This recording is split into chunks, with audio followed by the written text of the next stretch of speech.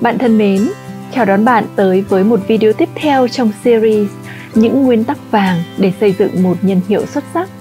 Trong video đầu tiên tuần trước, tôi đã chia sẻ với các bạn 4 nguyên tắc. Và nếu như bạn chưa xem video đó, hãy bấm dừng ngay lúc này để xem video đó trước nhé, rồi hãy quay trở lại đây.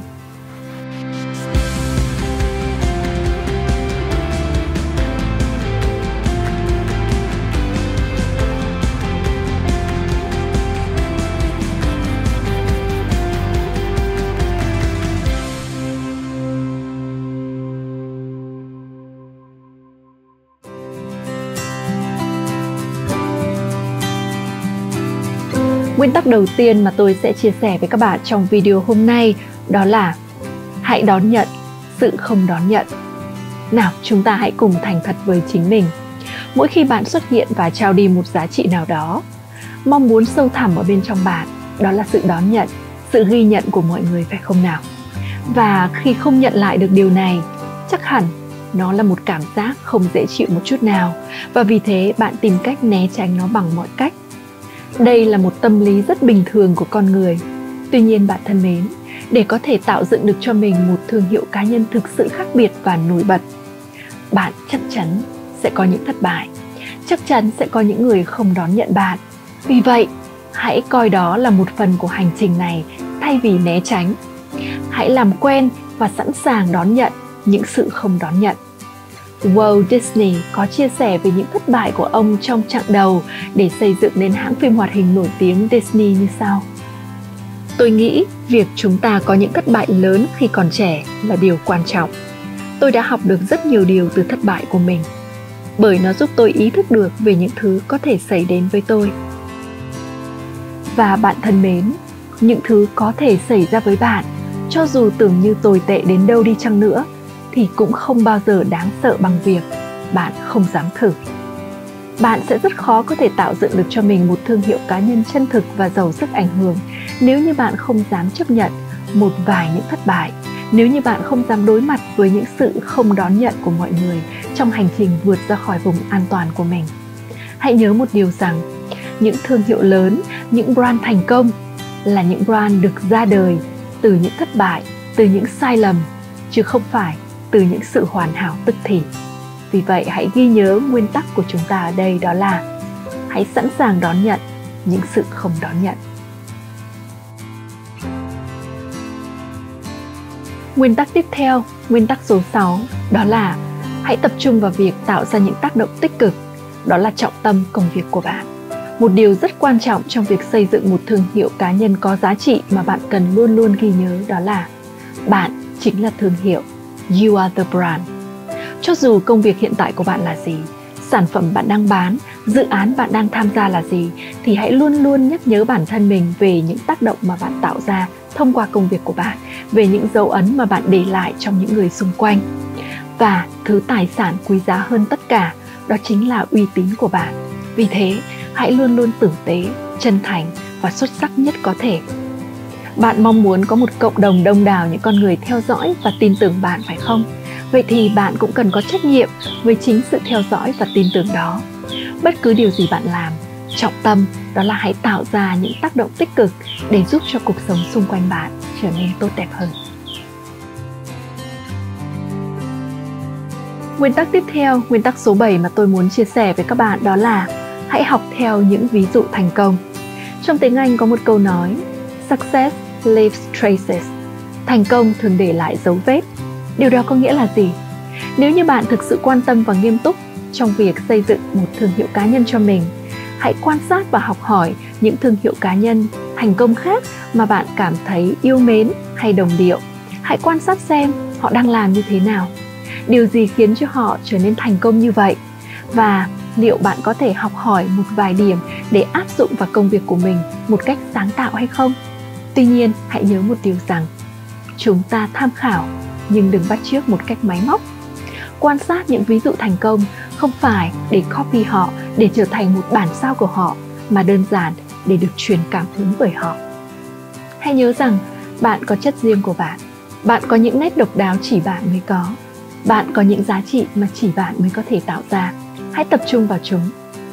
khi bạn theo dõi và quan sát những ví dụ thành công bên ngoài kia, không phải để so sánh và rồi thấy mình thua kém, mà chỉ để nhắc nhớ bản thân mình rằng, ồ, lại có thêm một người nữa làm được, và mình cũng hoàn toàn có thể. Nguyên tắc tiếp theo mà tôi muốn chia sẻ với các bạn đó là bạn cần sống đúng với những giá trị mà bạn chia sẻ. Một trong những lý do khiến cho rất nhiều người không thể xây dựng cho mình một thương hiệu cá nhân chân thực, đó là họ tách rời thương hiệu của họ với cuộc đời mà họ đang sống. Họ cho rằng thương hiệu cá nhân giống như một tấm áo họ có thể khoác lên mình khi họ cần thể hiện, họ cần biểu hiện một điều gì đó. Còn đằng sau tấm áo này là một con người khác, một đời sống khác.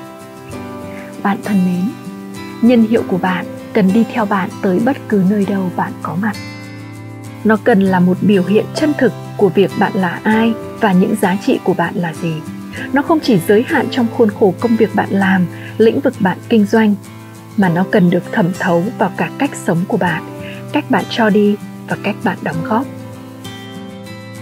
Giả sử bạn có một cộng đồng về việc chữa lành mà không dùng thuốc, vậy thì hơn ai hết, bạn cần là người sống với điều này.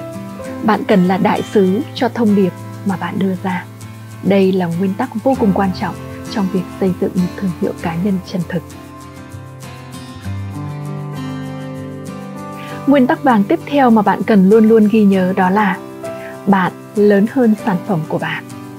Rất nhiều người xây dựng thương hiệu cá nhân để nhằm bán được sản phẩm của họ nhiều hơn, hoặc để quảng bá cho dịch vụ của họ một cách tốt hơn.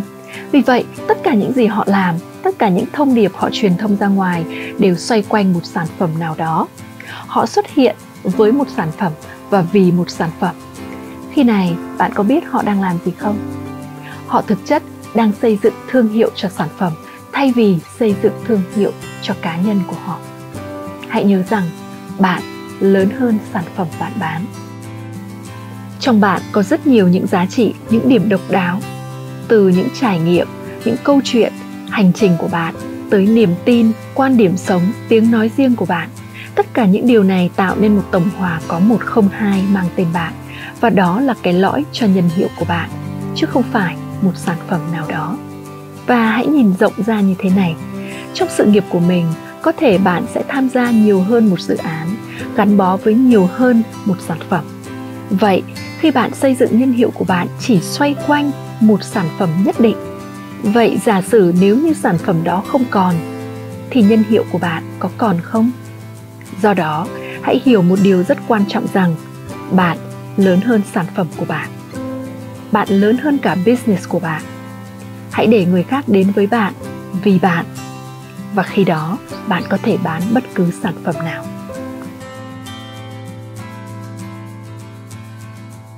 Nguyên tắc cuối cùng mà tôi sẽ chia sẻ với các bạn trong video này, nguyên tắc số 10, đó là hãy tập trung vào việc để lại một di sản. Theo bạn, cái đích của việc xây dựng một thương hiệu cá nhân là gì? Để có thêm khách hàng, để tăng doanh thu, để mở rộng tầm ảnh hưởng, để có thêm nhiều cơ hội mới. Đây là những lợi ích, những kết quả của việc có một thương hiệu cá nhân xuất sắc sẽ mang đến cho bạn, nhưng nó không phải là đích đến.